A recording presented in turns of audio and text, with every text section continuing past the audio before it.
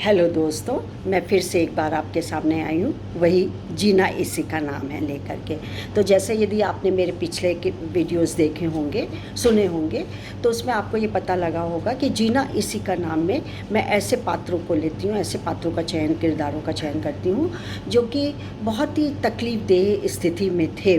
कोई lamp post पे पढ़ रहा है, कोई पढ़ाई किसी ने नहीं की, कोई पैसे के अभाव में बिल्कुल ग्रस्त है, कोई घर से भाग गया और कई ने तो इतने गलत कदम उठा लिए कि बाद में उनको पछतावे के अलावा कुछ नहीं आया।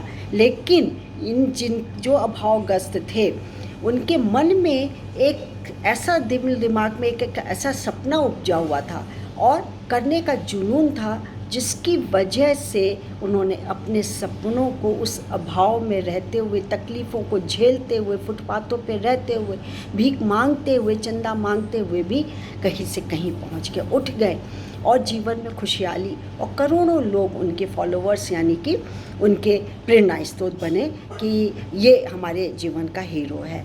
तो चलिए इसी श्रृंखला में मैं आपको ऐसे ही हीरो से मिलाती हूँ जिनका नाम है फ़ैरस फ़ैयाद। ये जो कि एक शरणार्थी थे और फिल्म निर्माता बाद में बन गए थे।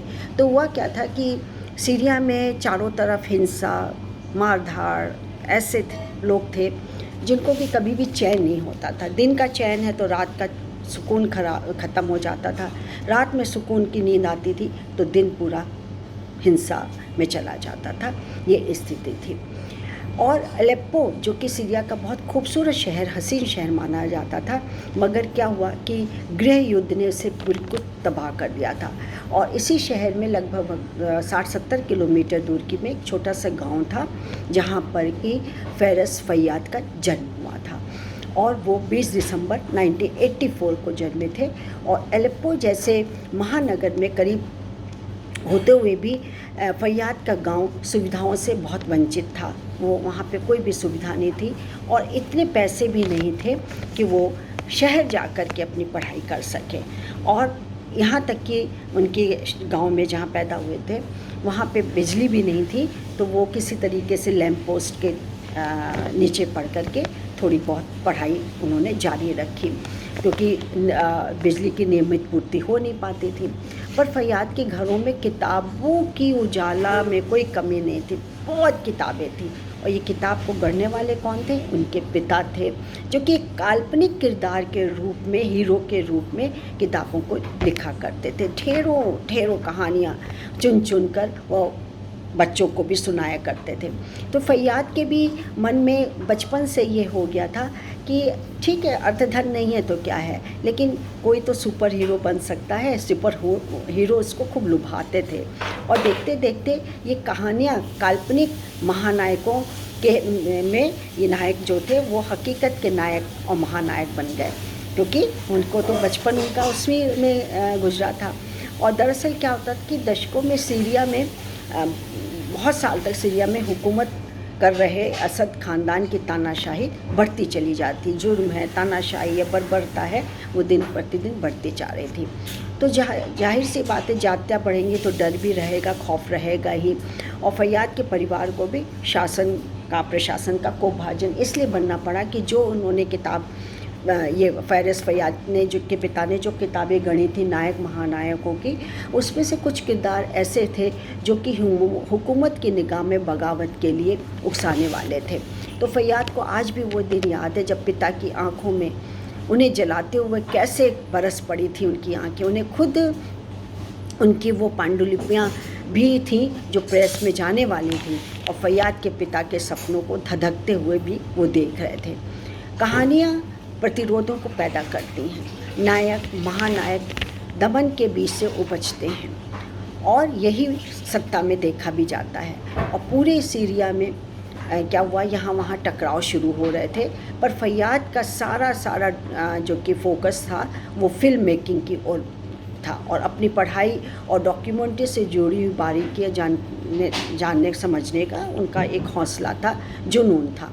और इसके लिए उन्होंने कहीं कहीं से चंदा लेके और जुटा करके, और पिता की कुछ जमा पूंजी थी, कैसे कैसे वो पेरिस में गए। वहाँ पर उन्होंने एक फ़िल्म EISCR से उन्होंने ऑडियो विजुअल आर्ट में BA यानी ग्रेजुएशन की डिग्री हासिल की और फिर से वो सीरिया लौट आए। फिर उन्होंने 3 साल 4 साल तक टेलीविज़न के लिए भी काम किया। इसके बाद फ़याद ने अपनी डॉक्यूमेंट्री बनानी शुरू की और ये साल 2011 की बात है कि अरब स्प्रिंग की आंच सीरिया तक पहुंच गई थी और पहले से ही जो कि उबला हुआ जो समाज था वो और भड़क गया। अब क्या है कि इस समय सरकार की तानाशाही से लोग नाराज़ थे और जगह जगह सड़कों पर उतर भी आ रहे थे, विरोध कर रहे थे। एक डॉक्यूमेंट्री के निर्माता के लिए इस गुस्से कैद करना बहुत अच्छा मौका था, इससे बेहतर मौका नहीं मिल सकता था और फ़याद ने इसी को ऐतिहासिक बना दिया और ऐतिहासिक करवट को अपने कैमरे में दर्ज कर लिया था उन्होंने। और इस बात को सरकार को बहुत नागवार गुजरी, बहुत ख़राब लगा और उन्होंने उन्हें गिरफ़्तार कर लिया और कैद में उन्हें तरह तरह की यातनाएं दी गई, यहाँ तक कि उनका यौन उत्पीड़न और शोषण भी किया गया। और करीब 8-9 महीने के बाद फ़याद जब जेल से बाहर आए तब उनके समझ में ये नहीं आ रहा था कि वो किस तरीके से अपने दर्द को बयां करें, किससे गुजारिश करें, किस समाज में जाएं। और सीरिया समाज दुनिया के तमाम समाजों की तरह कई सारी वर्जनाएं ढोता रहा था। फ़याद को देखा जाए तो उनकी ज़हनी कैफियत उन्हें कहा है कि इतनी मानसिक यातनाएं उन्होंने और शारीरिक प्रताड़नाएं सही थी और गरीबी भी सही थी कि उन्होंने आत्महत्या तक करने की कोशिश की, लेकिन उनकी पत्नी ने उनको बचा लिया, उनका दामन थामा और सीरिया छोड़कर वो जॉर्डन तुर्की के रास्ते होते हुए वो डेनमार्क पहुँचे और करीब 1-1.5 साल तक वो वहीं पर रहे। उसके बाद सीरिया के उत्तरी हिस्से पे सरकार की पकड़ कमज़ोर पड़ी, जब सरकार जो थी वहाँ ढीली पड़ी, तानाशाह कम हुआ, तब फिर वो परिजनों से मिलने के लिए फिर अपने गांव गए। उस दौर में ही उनकी मुलाकात एक ऐसे गुमनाम नायकों से हुई थी जो लोगों की खिदमत के लिए जुटे हुए थे। फ़याद को लगा कि ये कितने अच्छे लोग हैं, कितने प्यारे लोग हैं, बगैर किसी योजना के,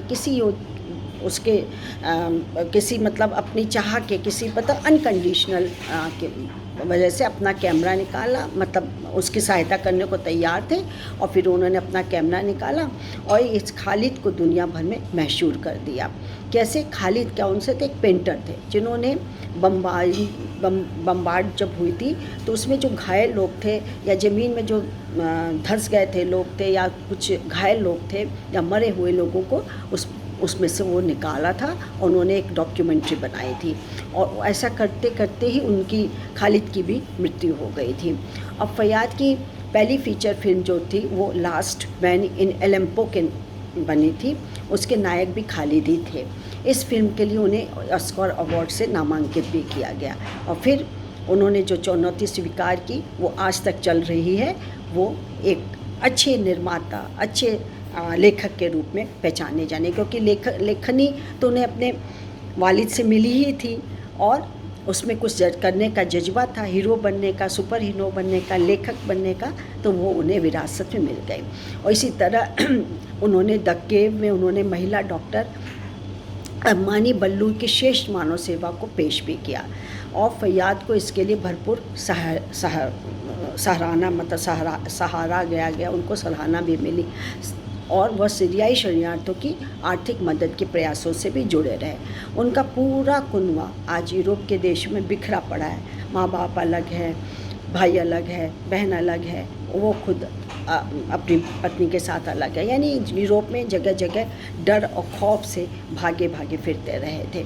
वो दुनिया को अपनी फिल्म के जरिए यही पैगाम देना चाहते हैं कि सीरिया के लोगों को शांति ही नहीं, इंसाफ की भी ज़रूरत है और आज भी वो इसी काम में जुटे हुए हैं और उनको बहुत हद तक सफलता मिली अपनी लेखनी, अपनी कलम के सहारे, अपने डॉक्यूमेंट्री फिल्म के सहारे, अपने टेलीविज़न के माध्यम से और जो वो फिल्म बनाते हैं उसके माध्यम से एक संदेश देते हैं समाज को कि क्या करना उचित है और क्या नहीं।